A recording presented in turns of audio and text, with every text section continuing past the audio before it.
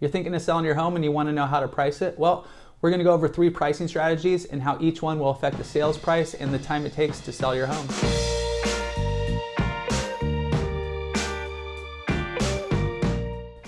Howdy, howdy. I'm Chris Erickson, local real estate advisor here in North County, San Diego with Compass and part of the Beach Life Group. Dropping new videos here every Tuesday, so be sure to subscribe if you are interested. Today, we're going to go through the 3 pricing strategies and how each one will affect the sale of your home. Let's start with this pyramid. Here's just a visual representation of the 3 pricing strategies. On one side, you'll see the asking price of a home. On the other, you'll see the percentage of buyers. As you start at the bottom, that is pricing the home below market, and you're going to see a bunch of happy little faces. That's going to be the amount of buyers that are interested in your home. As you move up into the fair market value, you get a standard amount of buyers interested in the home. And then you go to the top of the pyramid, which is overpricing the home. And you can see there's going to be less buyers and it's going to take more time to sell your property. Let's jump into strategy number 1, which is pricing your home too high. You might think this is a good idea, test the market, you're going to get top dollar for your home, but in actuality, you might be wrong. Buyers are super savvy these days, so they have access to a ton of information. So a higher priced home kind of out of fair market value, they're going to see that and it's going to be a little less desirable compared to other properties on the market. Even if you do price it high in markets like we do have right now, which is a low inventory market, there's not a ton out there. You are going to get showings, you are going to get interest, you are going to have people checking out, but most likely you're not going to get any offers, which is kind of the most important thing. And when a home is overpriced at the start, you're going to miss that critical first few weeks on the market that everybody is going to have interest on the home. You're going to lose out on that and eventually have to correct your price. The longer the home does sit on the market, in people's eyes, it just looks psychologically, they think, what's wrong with the house? If most homes in the neighborhood are selling between, 2, 3, 4 weeks, if they see a home that's been on for 30, 40, 50 days, just kind of gets in people's head and makes it even less desirable. Strategy number 2 is going to be pricing the property at fair market value. And this is what the majority of sellers do and my most recommended strategy. Fair market value, it's going to attract buyers, but what is fair market value? It's basically what a buyer is willing to pay and what a seller is willing to sell for and them coming together on that number. And this number can be estimated by considering similar homes that have sold in the neighborhood. That's going to be the most powerful number. You could also check out currently pending properties and currently active properties and kind of see how long they've been on the market, what they're priced at. This is what we call running some comps. You can get somewhat of an estimate of these comps by checking out online sites, Zillow, Redfin, Come Home, Trulia, Realtor.com, and they'll give you an automated value of what they think your home's worth, basically just running simple stats, square footage, the radius around your property. They're not taking into account the condition or any add-ons that you have. The other option is having a real estate professional run a CMA for you, and they can kind of get a little bit more in depth. They could actually see the property, give you a much better picture of kind of the fair market value of your home.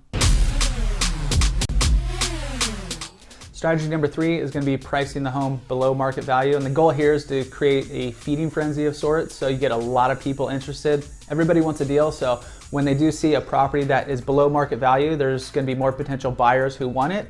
Hopefully creating a multiple offer situation where you get a lot of buyers who are actually submitting offers. And the buyers are going to compete against one another. So this is going to drive up price and give you a better option of who you actually want to choose to be the potential buyer for your home. You see this a lot up in the Bay Area and here in California, and they're pricing homes 10, 15, 20% below market value, bringing in a ton of buyers, driving up that price and potentially driving it even beyond what the fair market value is, because you do have that competition, everybody sees it, more people want it, and they start bidding against each other and see where it ends up. Intelligent pricing is one of the most important factors of a successful sale. Pricing is also one of the best forms of marketing. Buyers are super savvy these days. They have access to all this information online. So a lot of them do their homework and they have a fairly good idea of what places are selling for, what they potentially should offer on the property. One of the things they look for is, besides the actual home, is the price. Will it fit their budget? Are they getting a good deal? Are they getting a fair market value? And they're not really willing to overpay. There's the 3 strategies. You can price your home high and hope the market comes to you. It's not recommended unless you have a super unique property and doesn't really compare to the surrounding properties. You can price it below market, create that feeding frenzy, you get those multiple offers, driving up the price, maybe even above fair market value. Or the third strategy is you could price your home at the market, but how do you actually come up with that fair market value? So What I do is run, it's called a CMA, or a comparative market analysis, to determine the accurate market or likely range that your home will sell for. And you're gonna look at similar homes, recently sold properties, pending properties, active properties that do fit the same criteria as your home. The solds are gonna be the most important because those have already closed, so you know the exact price that it does close for. You're not sure on the pendings or the actives, but you could check out kind of how long they've been on the market, what they were priced at, and get a little bit of information from there. If you're considering selling in the San Diego market, hit me up. I'm gonna have a link for you right below. Just fill it out and I will get you a professional CMA, give you a much better idea of what your home is worth. If you're not in the area, there's another link for you right below. I have great relationships with a lot of people around the country, so fill out the information below and hopefully we get you connected with somebody in your local area. Hopefully that was informative. One other question I do like to ask clients is, what would you pay for your home? It gives you a little bit different perspective on what you're actually gonna price your home for. Kind of avoid that overpricing mistake that's gonna cost you money and time in the end. Ultimately, you choose the price of your home and the market will determine the value. So thanks for tuning in. I'm Chris Erickson, local real estate advisor here in North County, San Diego with Compass and part of the Beach Life Group. Catch you next time.